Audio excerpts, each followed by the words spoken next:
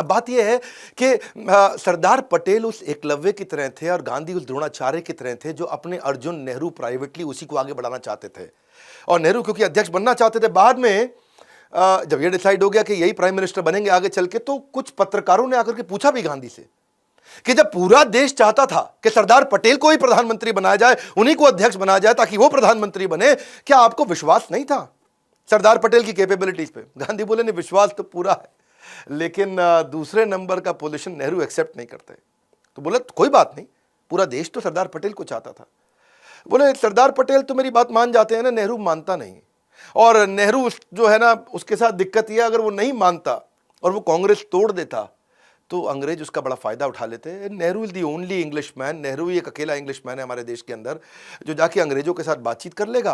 वो अपना बढ़िया सफारी सूट पहन के, हाथ में पाइप लेके, यहाँ गुलाब का फूल टांग के आगे चलेंगे। एक्चुअली पहले भी 1929 में, 1936 में, 1939 में भी गांधी ने सरदार पटेल को पीछे किया था। तेजस्वी मान अपना खोजते नहीं है, अपनी पैरवी बतलाकर पाते हैं जग में सम्मान, प्रचंड कर्म दिखलाकर। ऐसे थे सेल्फलेस और निस्वार्थ सरदार पटेल। पार्टीशन के समय में माउंटबेटन ने डिसाइड किया कि एक कमेटी बनाते हैं और डिसाइड करते हैं। देखो, ये पार्टीशन जो था ना, ये एक ऐसा स्टार्टअप का डीमर्जर हो रहा था, एक तरह से समझो।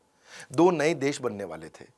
और जैसे समझो जब हीरो और होंडा अलग हुए तो डिसाइड करना था कि भाई हीरो के पास क्या जाएगा, होंडा के पास क्या जाएगा। वो डीमर्जर हो रहा है। मैन पावर किसके पास जाएगी, कैश एंड सरप्लस किसके पास जाएगा, रिजर्व्स किसके पास जाएंगे, लायबिलिटी किसके पास आएगी, प्लांट किसके पास जाएगा, मशीनरी किसके पास जाएगी, जमीनें किसके पास जाएंगी। ऐसे ही माउंटबेटन ने डिसाइड करना था कि मेरे को यहाँ से भारत की तरफ से और पाकिस्तान की तरफ से, दोनों की तरफ से मुझको एक एक लीडर चाहिए इस मीटिंग में जो नेगोशिएट करेगा। पाकिस्तान की तरफ से मोहम्मद अली जिन्ना खुद ही सामने आ गए। और मोहम्मद अली जिन्ना छोटी छोटी चीज़ों पे बहुत तंग करते थे। दकियानूसी, रूढ़ीवादी, गांव की चिड़चिड़ी, हर बात पर बहस करने वाली सास की तरह थे। और नेहरू जानते थे कि इतना नेगोशिएट हमारी तरफ से तो खाली सरदार पटेल कर सकते हैं, तो उन्होंने सरदार पटेल को आगे कर दिया। अब हर एक चीज़ पे बहस होने लगी। वो 3 महीने बड़े अजीबोगरीब गए। उन 3 महीनों में पाकिस्तान को उन्होंने बोला कि भाई तुमको आधा आधा कुछ नहीं देंगे, हर चीज का लगभग 80% हमको मिलेगा, 20% तुमको मिलेगा। तुम्हारा क्षेत्रफल भी छोटा है, तुम्हारी पॉपुलेशन भी कम है।